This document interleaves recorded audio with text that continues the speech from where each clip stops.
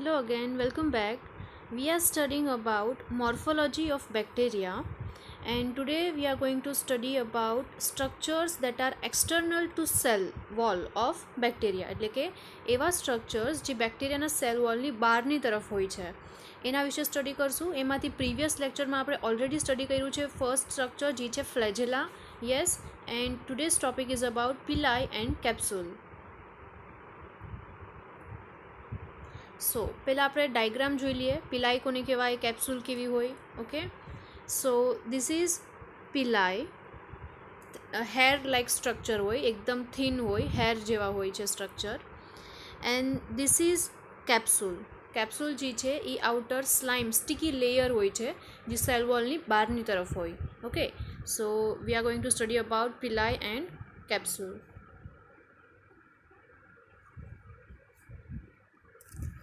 નાવ pili કે પછી ફિમ્બ્રી પણ કહી શકો, ઇન્ટર એક્સચેન્જ કરી શકીએ આ વર્ડ્સ આપણે, બટ એનો એકદમ માઇનર એવો ડિફરન્સ છે, આગળ આપણે જોઈ લઈશું.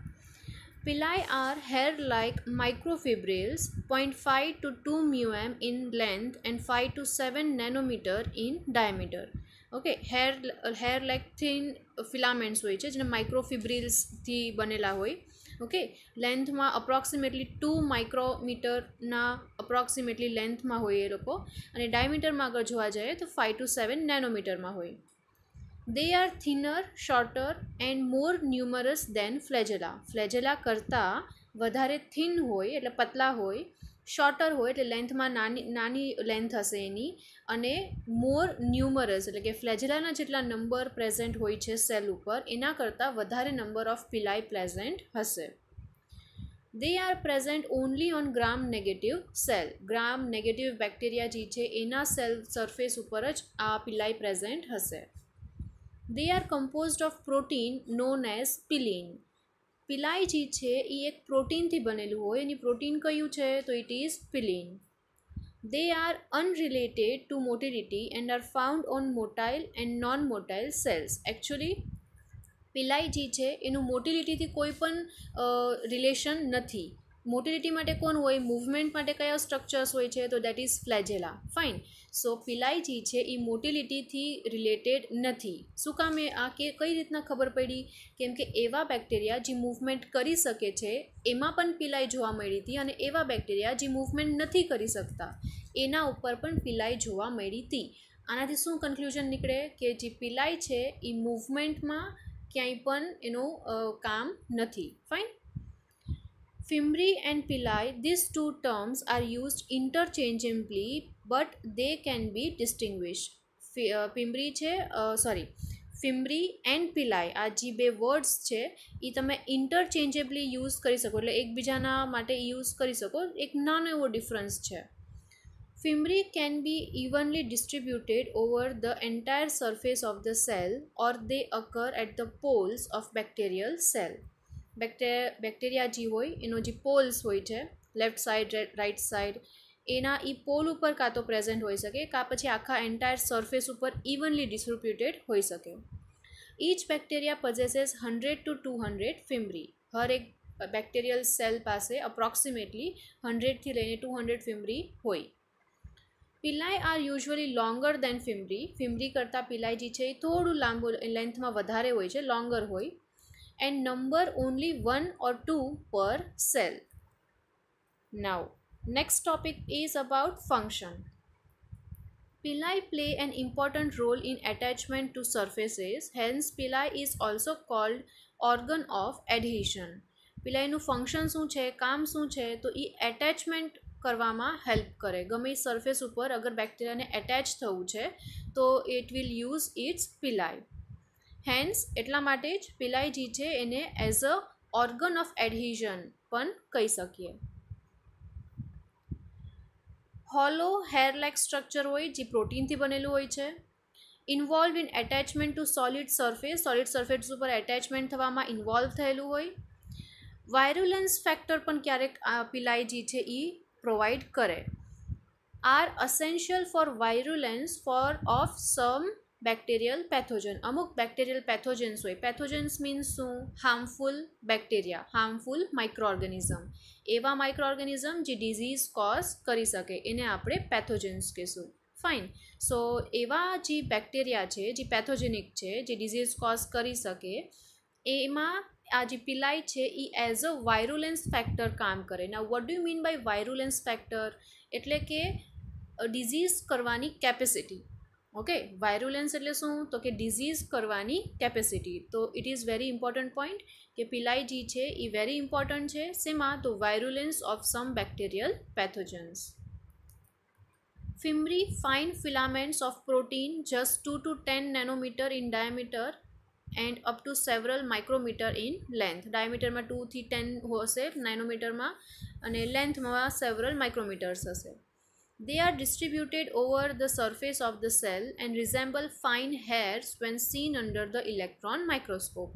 જ્યારે ઇલેક્ટ્રોન માઇક્રોસ્કોપને યુઝ કરીને તમે આને જોશો તો એ હેર જેવા દેખાશે, એકદમ ફાઇન હેર જેવા દેખાય.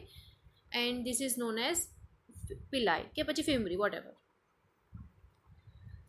નાવ એક સિંગ્યુલરમાં કેવું હોય તો એને પિલસ કહેશું આપણે, અને પ્યુરલ ફોર્મમાં કેવું એકથી વધારે હોય એને આપણે પિલાઈ કહેશું. Are cellular appendages slightly larger than slightly larger than fimbriae કરતાં થોડું એની સાઇઝ વધારે હશે. Involved in attachment to surface. Again ફિમ્બ્રીના જેમ જ પિલાઈ જે છે એ પણ એટેચમેન્ટ માટે જ કામ આવે છે. એનું બીજું પણ ફંક્શન છે, આગળ આપણે જોશું. Specialized pili, the sex pili, allows the transfer of genetic material from one bacteria to another in the process called conjugation, where they are called conjugation pili or sex pili. Special ટાઈપની પિલાઈ હોય છે જે કોન્જુગેશનના પ્રોસેસમાં બેક્ટેરિયાને help કરે. ના what do mean by કોન્જુગેશન? તો કોન્જુગેશન એક process છે જેમાંથી એક બેક્ટેરિયામાંથી અમુક જીન્સ બીજા બેક્ટેરિયામાં ટ્રાન્સફર થઈ શકે. Okay, so suppose this is one bacteria, okay, અને એની પાસે આ પિલાઈ છે. ધીસ ઇઝ સેકન્ડ બેક્ટેરિયા, એની પાસે આ પિલાઈ છે. તો પિલાઈ જે છે એ એકબીજા સાથે જોઈન થઈ જશે, એટલે ટ્યુબ જેવું બનાવશે, હોલો ટ્યુબ જેવું બનાવશે. ફાઇન. એના પછી આ ફર્સ્ટ બેક્ટેરિયા જે છે એમાંથી જે જીન્સ છે કે ડીએનએ છે એ બીજામાં ટ્રાન્સફર થઈ શકે, અને આ પ્રોસેસને કહેવાય કોન્જુગેશન. ઓકે, તો એમાં પણ હેલ્પ કરશે. Type 4 pili generate movement. હવે પિલાઈના પણ અમુક ટાઈપ્સ હોય છે, વધારે ડિટેલમાં આગળ સ્ટડી કરવા જઈએ આગળ તો પિલાઈના ટાઈપ્સ પણ હોય છે, અને એમાંથી જે સ્પેસિફિકલી ફોર્થ ટાઈપની જે પિલાઈ છે એ અમુક વખતે અમુક સેલ્સ ઉપર મૂવમેન્ટ જનરેટ કરવામાં રોલ પ્લે કરે છે એવું ખબર પડી હતી. Okay, fine. So that is return that pili જે ટાઈપ 4 વાળી છે એ જનરેટ મૂવમેન્ટ કરી શકે, મૂવમેન્ટ જનરેટ કરી શકે. Next, helps in colonization and pathogenicity. Colonization એટલે કે કોલોની બનાવવામાં પણ હેલ્પ કરી શકે, અને પેથોજેનિસિટી એટલે એ જ મેં હમણાં કીધું કે જે પણ પેથોજેનિક બેક્ટેરિયા હોય એની પાસે અમુક કેપેસિટી હોય, અમુક ડિગ્રી હોય કે કયા ડિગ્રી ઉપર એ ડિઝીઝ કોઝ કરી શકે છે. ફાઇન.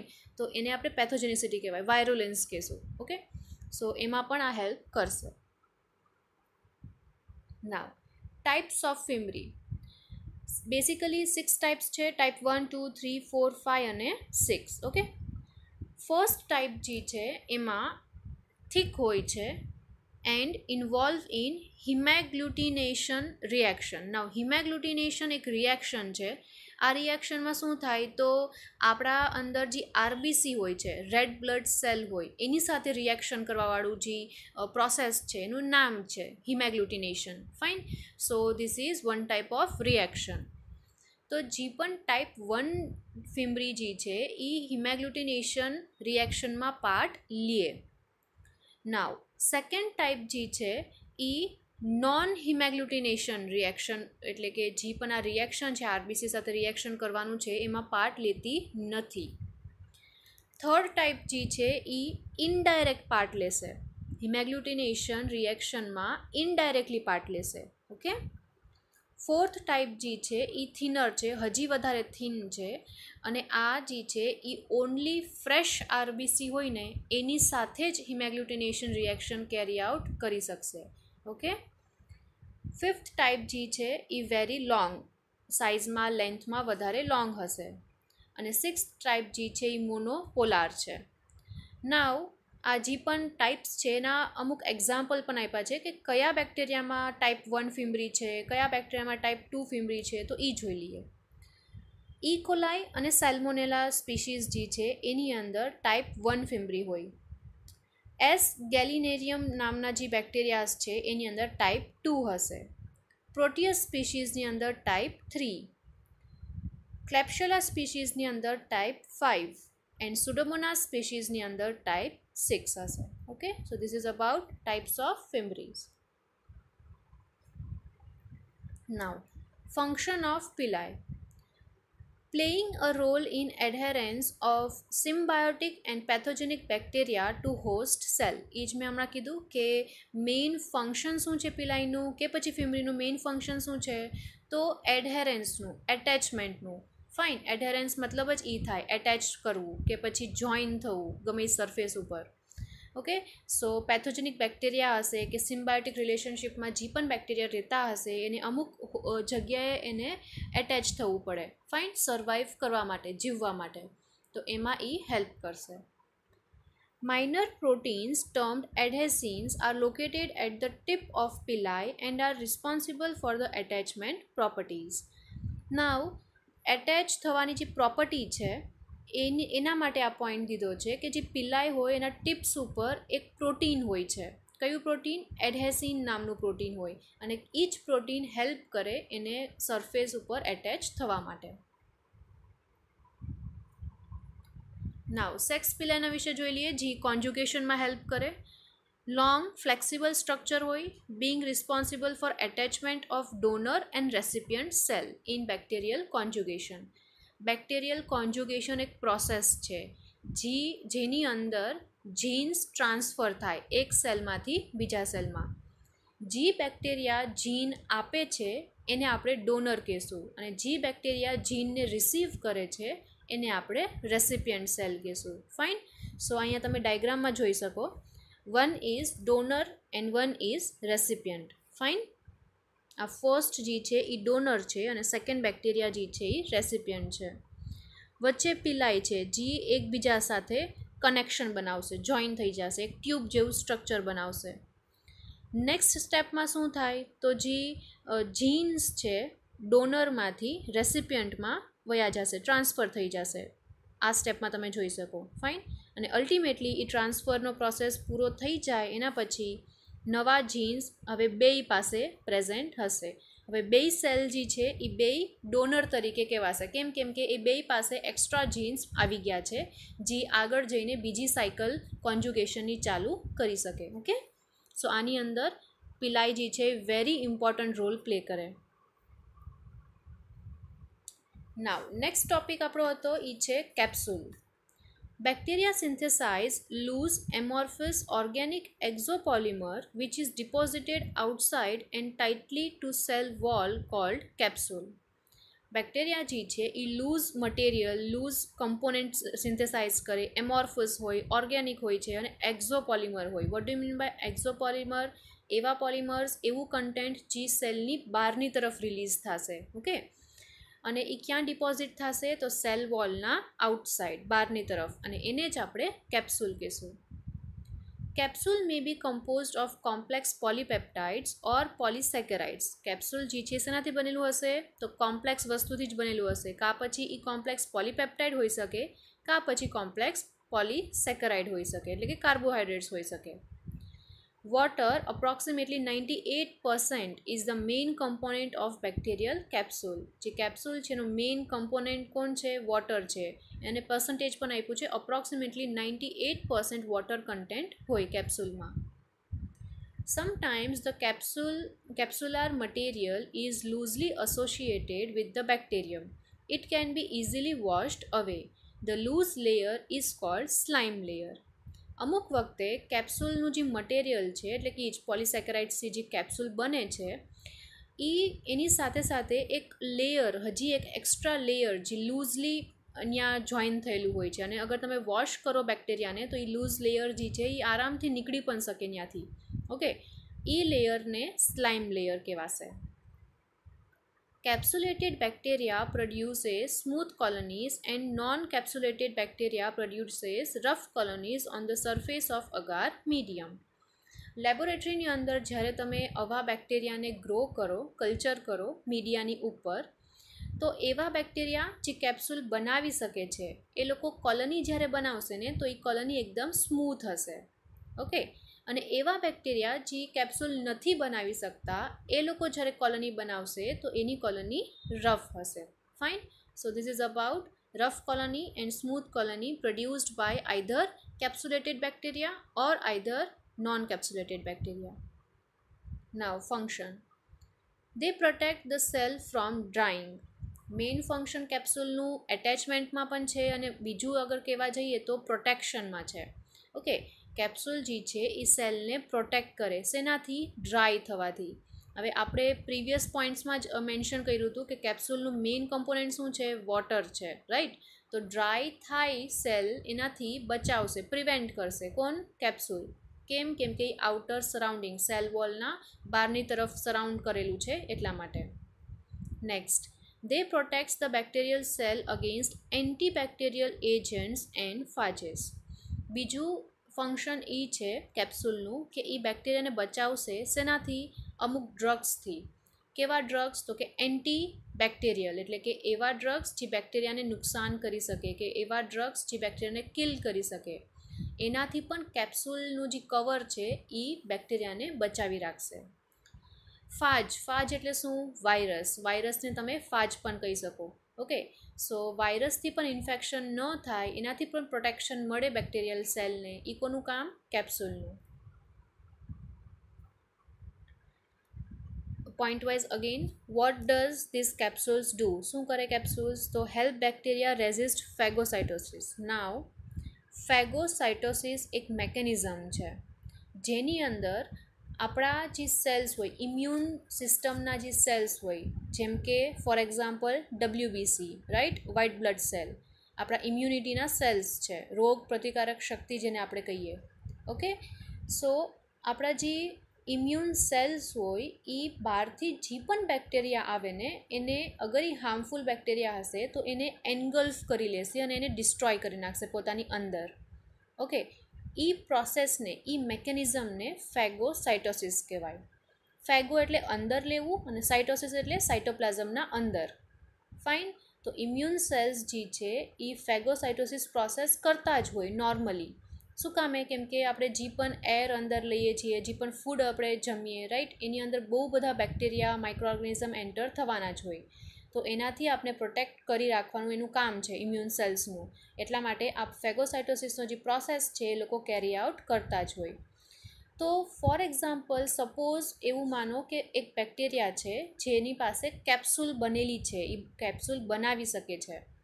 અને કેપ્સ્યુલ કેવી હોય? સ્ટિકી હોય છે, રાઈટ? પોલિસેકેરાઇડથી બની હોય.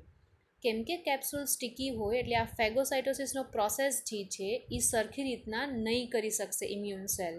આ કોના માટે બેનિફિટ થયું? બેક્ટેરિયા માટે, રાઈટ? અગર ફેગોસાઇટોસિસ નહીં થશે તો એ કિલ નહીં થશે. અલ્ટિમેટલી હવે એ બેક્ટેરિયાને જીવવા માટે વધારે ટાઈમ મળી ગયો. સમજાય છે? તો જે કેપ્સ્યુલ છે એ બેક્ટેરિયાને હેલ્પ કરે શું ટોલરેટ કરવા માટે? શેનાથી બચવા માટે? ફેગોસાઇટોસિસના પ્રોસેસથી બચવા માટે. Next, protect bacteria against desiccation. Desiccation એટલે જ ડ્રાયનેસ, ડ્રાય થવાથી બચાવશે બેક્ટેરિયાને. Provide a food reservoir when certain organic compounds are in excess. જ્યારે ન્યુટ્રિશન વધારે અમાઉન્ટમાં હોય, એન્વાયરમેન્ટમાં આજુબાજુમાં વધારે ન્યુટ્રિશન હશે તો બેક્ટેરિયા જે છે એ કેપ્સ્યુલનો જાડો એવો થિક લેયર બનાવી લેશે. ફોર એક્ઝામ્પલ લઈ લો કે અમુક ટાઈમ પછી ન્યુટ્રિશન ઓછા થઈ ગયા તો ત્યારે એ શું કરશે? કેપ્સ્યુલમાં જે ન્યુટ્રિશન સ્ટોર કરેલું હતું ને એમાંથી એ હવે એનર્જી બનાવવા લાગશે. ઓકે, એટલે આપણે એમ કહી શકીએ કે એનર્જી સ્ટોરેજ માટે એક આ મેકેનિઝમ છે. એ virulence determinant of pathogenic microbes. Example streptococcus pneumoniae. Capsule જે છે એ એક એઝ અ વાયરુલેન્સ ફેક્ટર છે. આગળ પણ આપણે મેન્શન કર્યું હતું. કઈ રીતના વાયરુલેન્સ ફેક્ટર છે? કેમ કે ફોર એક્ઝામ્પલ પણ આપ્યું છે, જે સ્ટેપ્ટોકોકસ નિમોનિયા નામના જે બેક્ટેરિયા છે એ કેપ્સ્યુલ બનાવી શકે, અને કેમ કે એ લોકો કેપ્સ્યુલ બનાવી શકે છે એટલે આપણા ઇમ્યુન સેલ એને કિલ કરી શકતા નથી, ફેગોસાઇટોસિસ કરી શકતા નથી, અને એટલા માટે એ લોકો ત્યાં આપણા અંદર ગ્રો થવા માંડે, ઓકે, કોલોની બનાવવા માંડે, અને અલ્ટિમેટલી આપણે ડિઝીઝ કરે, જેને આપણે નિમોનિયા કહીએ. ફાઇન. તો આ કેપ્સ્યુલ એક વાયરુલેન્સ ફેક્ટર છે, એટલે કે એ બેક્ટેરિયા માટે સારી વસ્તુ છે પોતાના ગ્રોથ માટે. Okay. Prevention of complement mediated bacterial cell lysis. Now complement mediated bacterial cell lysis, lysis વર્ડનો મતલબ છે બ્રેકડાઉન. અહીંયા કોની બ્રેકડાઉનની વાત કરીએ? બેક્ટેરિયાની કિલિંગના પ્રોસેસની વાત કરીએ છીએ. ઓકે, બેક્ટેરિયલ સેલને બ્રેક કરવાની વાત કરીએ છીએ. કયા મેકેનિઝમથી? તો કે કોમ્પ્લિમેન્ટ મીડિયેટેડ. અગેન આપણા બોડીની અંદર, આપણા ઇમ્યુન સિસ્ટમની અંદર આ એક બીજું મેકેનિઝમ છે જેનું નામ છે કોમ્પ્લિમેન્ટ સિસ્ટમ. ફાઇન. તો કેપ્સ્યુલ જે છે એ કોમ્પ્લિમેન્ટ સિસ્ટમ ચાલુ કરવા જ ના દે, અને અલ્ટિમેટલી એ લોકો ગ્રો થઈ શકે. Protection of anaerobes from oxygen toxicity. For example લઈ લો કે એનેરોબિક માઇક્રો ઓર્ગેનિઝમ છે, એટલે કે ઓક્સિજનના એબ્સેન્સમાં જ એ ગ્રો થઈ શકે. તો કેપ્સ્યુલ હશે આજુબાજુમાં તો એને પ્રોટેક્ટ કરશે, એ હેલ્પ કરશે. શું કામે? બહારના એન્વાયરમેન્ટથી. કઈ રીતના? તો કે બહારના એન્વાયરમેન્ટમાં તો ઓક્સિજન છે અને આ લોકોને ઓક્સિજન બિલકુલ જોતો જ નથી. તો this is also one function of capsule. They exclude bacterial viruses and most hydrophobic toxic materials such as detergents. એટલે કે વાયરસને પણ ત્યાં એટેચ થવા ના દે, અને જે ટોક્સિક મટીરિયલ્સ હોય છે એને પણ એક્સક્લુડ કરી નાખે, રિમૂવ કરી શકે, દૂર રાખી શકે.